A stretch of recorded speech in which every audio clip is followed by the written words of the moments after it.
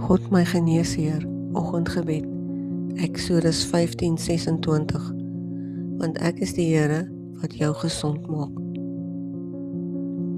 Hemelse Vader, my geneesheer, leer my om na u stem te luister en te wandel in u weë.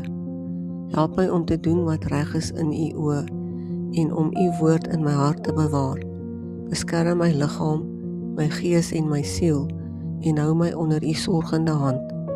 Wanneer ek swak of moeg voel, herinner my dat u die Here is wat my genees. Ek vertrou my lewe en my gesondheid volledig aan u toe. Amen. Baie dankie dat u saam met my bid. Dank God, want hy is u geneesheer.